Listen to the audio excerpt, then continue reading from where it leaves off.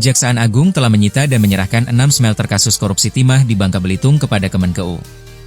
Presiden Prabowo Subianto mengungkit kerugian negara dari smelter tambang ilegal itu mencapai 300 triliun rupiah.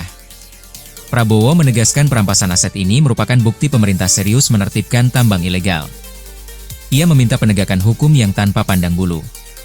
Prabowo menyampaikan apresiasi kepada aparat penegak hukum yang telah bergerak menyelamatkan aset negara dari praktik tambang ilegal. Ia menekankan penegakan hukum terus dijalankan tanpa pandang bulu.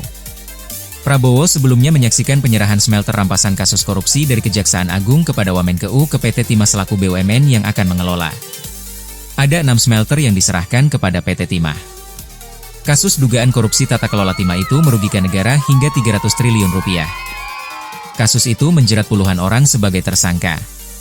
Mereka diantaranya ialah pengusaha Harvey Muiz, Helena Lim, mantan Dirjen Minerba Kementerian ESDM Bambang Gatot Aryono, mantan Direktur PT Timah Mohtariza Pahlevita Brani, dan para pihak lain. Mereka telah dijatuhi vonis dari 4 hingga 20 tahun penjara dan dibebani uang ganti rugi sesuai perbuatan masing-masing. Berikut daftar 6 smelter yang diserahkan ke PT Timah. 1. Tempat pemurnian biji timah, smelter, PT Stanindo Inti Perkasa, SIP. 2. Tempat pemurnian biji timah, smelter, CV Venus Inti Perkasa, VIP. 3. Tempat pemurnian biji timah, smelter, PT Menara Cipta Mulia, MCM. 4. Tempat pemurnian biji timah, smelter, PT Tinindo Internusa, Tinindo. 5. Tempat pemurnian biji timah, smelter, PT Sariwiguna Bina Sentosa, SBS. 6. Tempat pemurnian biji timah, smelter, PT Revin Bangkatin, RBT.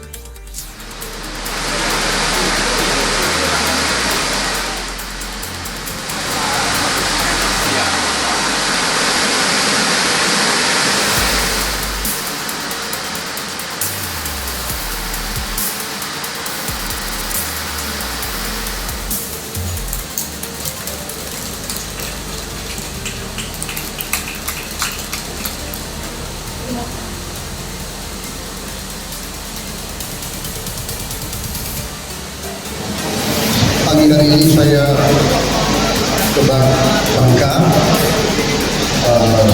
Tadi bersama-sama kita menyaksikan penyerahan rampasan negara dari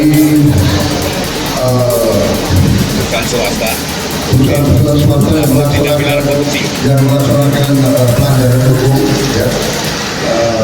Illegal mining, tambang tanpa izin di kawasan PT Timah,